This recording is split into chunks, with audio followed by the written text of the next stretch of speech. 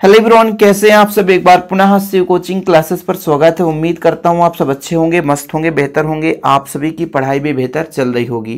Class 11th physics में बच्चों आपका चैप्टर 3 चल रहा है, जिसमें आज हम बात करने वाले हैं स्थित सदिश के बारे में, विस्थापन सदिश के बारे में, औसत वेग के बारे में, औसत त्वरण के बारे में, ठीक है, और तात्क्षणिक वेग क्या होता है, इस पर हम चर्चा करेंगे। बच्चों यहाँ से जो क्वेश्चन है एग्जाम में बहुत कम चांसेस रहते हैं, लेकिन जैसे इसका सूत्र है वो आगे चलकर काम आता है, इसलिए ये आपके लिए क्लास जरूरी है। चलिए शुरू करते हैं। जैसे हम बात करते हैं समतल में गति, तो समतल में जब गति की बात आती है बच्चों तो ये द्विविमीय होता है। द्विविमीय का मतलब होता है, मान लीजिए एक्स अक्ष या वाई अक्ष हो सकता है, वाई या जेड अक्ष हो सकता है, एक्स या जेड अक्ष हो सकता है। केवल दो हम बीमा लेकर चलेंगे। समतल में यदि कोई वस्तु गति कर रहा तो दो बीमी के अंतर्गत आता है। यदि वही वस्तु कहीं मतलब आकाश में है बच्चों, जो तीनों दिशाओं में चल सकता है, वो त्रिविमीय गति कहलाता है। तो समतल में गति चैप्टर का नाम ही है, जिसमें आज आप पढ़ोगे स्थित सदिश। तो मान लीजिए किसी भी समतल पर कोई एक वस्तु स्थित है, तब उसकी स्थित सदिश के लिए हम फार्मूला क्या लगाते हैं, सदिश की बात की जा रही है। जैसे बच्चों हम यहां पर एक एक्स अक्ष लेते हैं, मान के चलते हैं आपका एक्स अक्ष है और ये आपका वाई अक्ष है। ये समतल है और समतल में ही दो अक्ष होते हैं। अब मान लीजिए कोई बिंदु P है यहां पर, जिसकी स्थित एक्स अक्ष से दूरी x है और वाई अक्ष से दूरी स्मॉल y है। एक बिंदु P है, तब इसके स्थिति को दर्शाने के लिए हम किस प्रकार से प्रयोग करते हैं, तो मान के चलते हैं y से दूरी कितना है बच्चों, y होगा, और x से कितनी दूरी होगी, हालांकि y अक्ष से दूरी यहां से इसको मान के चलेंगे तो ये x से रिप्रेजेंट होगा, ठीक है, याद रखिएगा हमेशा, नहीं तो कंफ्यूज हो जाओ। और ये x अक्ष से दूरी ये y के सापेक्ष है तो ये y होगा, नहीं तो लोग कंफ्यूज हो जाते हैं ना।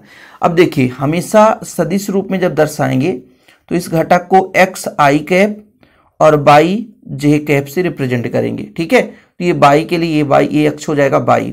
अब ये मूल बिंदु है बच्चों, किसी स्थिति को ज्ञात करने के लिए एक निश्चित फ्रेम के सापेक्ष, एक निश्चित निर्देश तंत्र के सापेक्ष हम उसकी स्थिति प्राप्त करते हैं, इसलिए हम मूल बिंदु मान के चल रहे हैं। और मूल बिंदु से यहाँ से दूरी कितना मान के चलेंगे बच्चों, तो हम हमेशा वेक्टर फॉर्म में लेंगे तो ये आर हो जाएगा। ये आपका हो गया पूरा का पूरा डायग्राम स्थित सदिश के लिए समकोणीय घटक हो गया। अब बच्चों जैसे ही मैं बात करता हूं ओ से इधर चला, तो मान लीजिए इसका डायरेक्शन इधर है और ये भी सदिश है, इस दिशा पे है, तो इसका डायरेक्शन इधर है। तब यदि त्रिभुज सदिश योग के त्रिभुज नियम से हम आपसे कहें कि सदिश योग का त्रिभुज नियम क्या है, जैसे मैं ओ है यहाँ पे m दे देता हूँ, ये p है बच्चों यहाँ पे n दे देता हूँ, तो सदिश योग का त्रिभुज नियम है क्या। सदिश योग का त्रिभुज नियम ये है बच्चों कि दो सदिश, जैसे आपका ये हो गया एक सदिश, ये सदिश त्रिभुज के दो भुजाओं के द्वारा संलग्न है। मतलब यदि मैं बात करूं कि OM जो है की दिशा और M से P की दिशा, M से P की दिशा एक ही ओर है और त्रिभुज के दो भुजाओं के साथ संलग्न है, तो तीसरी भुजा जो है बच्चों वो इन दोनों सदिश का परिणामी होगा, तो ये परिणामी हो जाएगा। तो परिणामी को हम किससे रिप्रेजेंट करेंगे बच्चों, वेक्टर R से। इसको हम OM को किससे रिप्रेजेंट करेंगे, XI से। M से P है बच्चों यानी YJ है, तो यहाँ पर हो जाएगा YJ रिप्रेजेंट कर देंगे, तो ये हो जाएगा R का मान, ठीक है। और यही आपका स्थित सदिश है, ज़्यादा कुछ है नहीं। हम माना लंबा चौड़ा कितना भी मान के चलें, लेकिन कुछ है नहीं, केवल हम मुद्दे की बात कर रहे हैं कि भाई केवल स्थित सदिश ये हो जाता है, ठीक, कोई दिक्कत तो नहीं। मान लीजिए दो बिंदु होंगे तो दो स्थित सदिश होगा, फिर हम उसका विस्थापन निकाल लेंगे। फिलहाल यहां तक क्लियर है, कोई दिक्कत तो नहीं है। कैसे निकाला हमने कि दो सदिश त्रिभुज के दो भुजाओं के साथ संलग्न है, तब उसका परिणामी तीसरी भुजा द्वारा विपरीत दिशा में बताया जाता है। यानी यहाँ पे दो सदिश थे बच्चों, एक हमारा OM दिशा में और एक MP दिशा में हो गया, तब इनका परिणामी सदिश ये वेक्टर R होगा और इसे से आपका स्थित सदिश निकल कर आ चुका है। जैसे हमने कहा कि XY समतल में एक बिंदु P है, जिसके निर्देशांक आपके XY हमने मान के चला, P की स्थिति R मान के चला, तो सदिश योग के त्रिभुज नियम से हमने लगाई दिया। अब बच्चों हमने कहा OM XI है, MP आपका YJ है, तो वैल्यू पुट कर दिया, खत्म कहानी। और ये डायग्राम भी बना दिया। इसीलिए तो कहता हूँ कि आप लोग नोट्स ले लो बच्चों। नोट्स क्या होता है, मात्र 100 रुपीज़ लगता है, 100 रुपये, और प्रॉपर ऑल चैप्टर के नोट्स दिए जाते हैं ताकि आप लोगों की किसी प्रकार से कोई परेशानी ना हो। अब जैसे मुझे मान लीजिए R का परिमाण निकालना है, ये तो वेक्टर फॉर्म में हो गया, तो R का परिमाण निकालने के लिए अपन को करना क्या पड़ता है बच्चों, कुछ नहीं, इसमें हम पाइथागोरस प्रमेय लगा देंगे। पाइथागोरस प्रमेय क्या कहता है? कर्ण का वर्ग मतलब ओपी का वर्ग, ओपी का वर्ग, लंब का वर्ग और आधार का वर्ग मतलब ओएम का वर्ग और प्लस आपका हो जाएगा एमपी का वर्ग। अब बच्चों ये आर का स्क्वायर हो जाएगा, ये आपका एक्स का स्क्वायर और ये का बाई का स्क्वायर। तो आर बराबर कितना हो जाएगा बच्चों? Under root X square plus Y square. कितना है? सिंपल है, आप लोगों से तो बन ही जाएगा यार, जो बच्चा पढ़ रहा है बिल्कुल बन जाएगा। तो आर का परिमाण निकालने के लिए हम त्रिभुज लेंगे जिसमें क्या लगाएंगे? पाइथागोरस प्रमेय, तो आर का मान निकल कर आ जाएगा, जो कि परिमाण के रूप में ऐसा हम व्यक्त करते हैं। इसको हमने पहले ही बताया था कि मान लीजिए सदिश है हमारे पास, उसका परिमाण कैसे निकालते हैं। यानी 3 घटक का है तो x square by square Z square होता, 2 घटक है तो एक्स स्क्वायर बाई स्क्वायर हो जाएगा। अब हम बात करते हैं बच्चों थोड़ा सा विस्थापन सदिश के बारे में। बिल्कुल सिंपल, यदि आपने स्थित सदिश समझ लिया तो उसका पैरेलल विस्थापन सदिश होगा। स्थित सदिश में हमने केवल एक बिंदु की बात करी। अब मान लीजिए उसी समतल में एक बिंदु से दूसरे बिंदु तक कोई वस्तु गया, तब कितना विस्थापित हो गया? तो भाई अंतिम से प्रारंभिक को घटा देंगे, सिंपल है और कुछ है नहीं। जैसे अब डायग्राम बनाना तो पड़ेगा ही, तो डायग्राम बना लेते हैं और इसी से समझा देते हैं। ज़्यादा कुछ नहीं होता बच्चों, 2-2 मिनट के ये छोटे छोटे टॉपिक्स हैं। अब मैं कहता हूँ ये आपका एक्स अक्ष ही है, ये आपका वाई अक्ष है, ये मूल बिंदु ही है। अब यहाँ पर एक बिंदु जैसे मैंने कहा P था, तो एक बिंदु और ले लेते हैं P डैश। सही है कि नहीं? थोड़ा बहुत तो डिफरेंस लेना पड़ेगा कि जैसे मैंने कहा कि यहाँ से स्थित इसकी कितनी है बच्चों? R। कितनी है? R। तो भाई इसकी स्थिति तो कुछ और लेनी पड़ेगी, तो मैंने कहा कि R डैश। ये तो मेरी इच्छा है। दोनों वेक्टर फॉर्म में होंगे बच्चों, दोनों वेक्टर फॉर्म में होंगे, ये वेक्टर फॉर्म में हो गया, ठीक है। अब यहाँ से यहाँ तक विस्थापित हुआ है, मतलब P से P डैश तक विस्थापित हुआ है, यही आपका विस्थापन सदिश होता है। अब जैसा हमने आपको स्थित सदिश बताया कि स्थित सदिश क्या होता है बच्चों? स्थित सदिश आपका किसी भी बिंदु के लिए, जैसे मैं कह देता OP के लिए आप बताओ, वेक्टर OP के लिए, तो आप सिंपल है, ये आपका मान लीजिए R है, ठीक है ना। तो यहाँ पर ऐसा कह सकता था सीधा डायरेक्ट विस्थापन सदिश, मान लीजिए XI और YJ हो जाता कि नहीं, या R बराबर आपका हो जाता XI और YJ हो जाता, ठीक। यदि बिंदु इसकी X और Y है, इसकी बिंदु आपका X डैश और Y डैश है, इस स्थिति में क्या हो जाता बच्चों?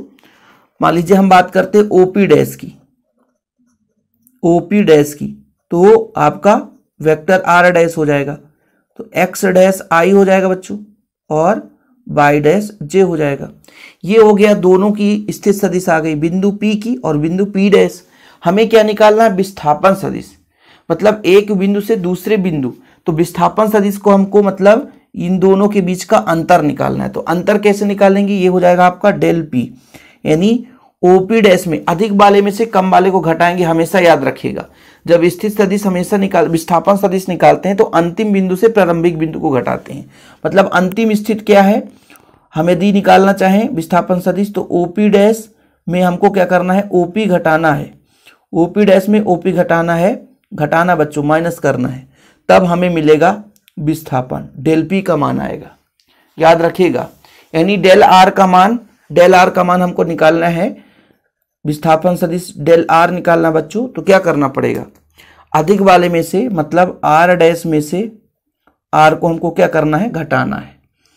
ये मतलब अंतिम बिंदु से प्रारंभिक बिंदु को घटाएंगे तो विस्थापन सदिश निकल कर आता है। अब इनका वैल्यू आपने निकाला ही है बच्चों, इनका वैल्यू निकाला है कि इसका है आपका X dash I plus Y dash J, फिर माइनस में क्या हो जाएगा? XI plus YJ। ब्रैकेट जरूर लगाएं, नहीं तो फिर गलत हो जाएगा। अब जैसे इन दोनों में I को एक साथ लिखूंगा, तो X dash minus X I plus Y minus Y dash minus Y, और ये J हो जाएगा। तो ये डिफरेंस है बच्चों, तो इसको मैं भी डेल XI लिख सकता हूं और ये हो जाएगा डेल YJ। तो ये आपका आ चुका है विस्थापन सदिश। कुछ इस प्रकार से सूत्र निकल कर आ जाता है। बिल्कुल सिंपल है, कुछ है नहीं इसमें। मैं यहाँ पे चित्र आपको लेकर समझा ही दिया हूँ। देखिए बच्चों, हमने कहा कि मान लीजिए एक समतल है, वक्र पथ पर है, T समय पर P से स्थित अन्य बिंदु P डैश तक चली जाती है। P की स्थित निर्देशांक आपका XY है, P डैश का X डैश Y डैश है। तब स्थित सदिश आपने ये पढ़ लिया कि भाई R का हो जाएगा XI YJ और X dash y dash r dash का हो जाएगा, दूसरे बिंदु के लिए हो जाएगा। अपन को क्या निकालना है, विस्थापन सदिश निकालना है, कितना विस्थापित हुआ, डेल r निकालना है। तो अंतिम में से प्रारंभिक को घटाना पड़ेगा। तो बच्चों अंतिम में से प्रारंभिक को घटा दिए, x को x के साथ, y को y के साथ, ये रिप्रेजेंट कर दिए, खत्म। बस इतना ही है यार, कुछ भी नहीं है। ये हमारा विस्थापन आ गया है। अब इसी से हम औसत वेग निकाल सकते हैं। औसत वेग का सूत्र होता है कुल विस्थापन बटे, हाँ इसका परिणामी निकालना है बच्चों, तो परिणामी का मान वही है। जैसे हमने कहा कि डेल r बराबर आपके पास कितना आया है, del X I del by J, ठीक। अब इसका हमको परिमाण निकालना है, परिमाण निकालना है, कुछ भी नहीं, जितने घटक हैं उनके गुणांक का वर्ग, यानी डेल एक्स का वर्ग और डेल वाई का वर्ग।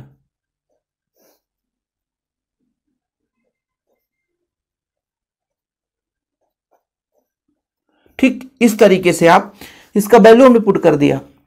इस तरीके से आप परिमाणी जो भी आपका यहां पर विस्थापन सदिश है उसका परिमाण निकाल सकते हो। चीजें क्लियर है ना। अब बच्चों थोड़ा सा हम औसत वेग के बारे में बात कर लेते हैं, बाकी ज्यादा कुछ है नहीं, ज्यादा परेशान मत होना। औसत वेग आप आसानी से निकाल दोगे। कैसे? जैसे औसत वेग का फार्मूला होता है कुल विस्थापन बटे कुल समय अंतराल। वेग तो यही है भैया, वेग बटे, जैसे आप लोग पढ़ोगे कि भाई वेग का सूत्र क्या होता है, विस्थापन बटे समय अंतराल, लेकिन औसत निकालना है तो कुल विस्थापन बटे कुल समय अंतराल। मैं ये कहता हूं कि एवरेज निकालना है, ठीक है। तो कुल विस्थापन आपका कितना हो जाएगा, डेल आर, कुल समय कितना हो जाएगा, डेल टी। डेल आर का मान कितना होता है, del X I plus del Y J. अब यहां भी डेल टी हो जाएगा, यहां भी डेल टी हो जाएगा, ठीक है। तो ये हो जाएगा बच्चों आपका, ये हो जाएगा एक्स अक्ष के लिए हो जाएगा तो वी एक्स हो जाएगा, ठीक है भाई। दूरी बटा समय वेग ही होता है बच्चों, बाई के लिए हो जाएगा तो वी बाई हो जाएगा। ये लो वी एवरेज, ये आपका निकल कर आ चुका है।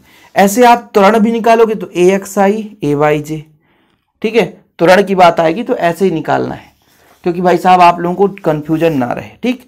तो औसत वेग के लिए मैंने बता दिया कि विस्थापन इतना है, विस्थापन बटे समय अंतराल निकालेंगे तो वेग निकल कर आएगा, ये फार्मूला निकल कर आ जाएगा। तात्क्षणिक का मतलब होता है किसी विशेष समय के लिए, इसलिए तात्क्षणिक पर ज्यादा फोकस आपको नहीं करना है। जब हम बात करते हैं हमेशा औसत त्वरण की बात करते हैं। अच्छा, इनका परिणामी तो आपसे बन ही जाएगा ना यार। अब कोई बोलेगा इसका परिणामी निकालो, भी एवरेज का परिणामी निकालो, तो बोल देना सर अंडर रूट लगा के जो आई का घटक होगा इसका वर्ग और जो बाई का घटक होगा उसका वर्ग, खत्म। ये चीज है।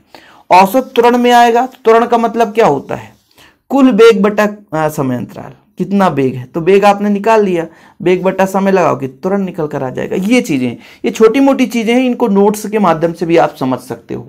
इसलिए तो मैं हमेशा कहता हूं बच्चों कि आप लोग नोट्स जरूर ले लें। नोट्स के लिए मात्र 100 रुपए लगते हैं। अब जैसे मैं कहा कि औसत त्वरण निकल कर आएगा A average A X I plus A Y J. अब इसका परिमाण निकालेंगे बच्चों, परिमाण तो बस कुछ नहीं, ए एक्स का स्क्वायर और ए वाई का स्क्वायर। बस इस तरीके से आप लोग इनका मान निकाल सकते हो आसानी से, बिल्कुल सिंपल वे से। उम्मीद करता हूं ये चीज क्लियर हो गया होगा। एक्स अक्ष के लिए, वाई अक्ष के लिए, जेड अक्ष के लिए जितना भी होगा इन्हीं का हम प्रयोग करेंगे। जो जो चीज आज बता दी है कम समय में बताने की कोशिश की है।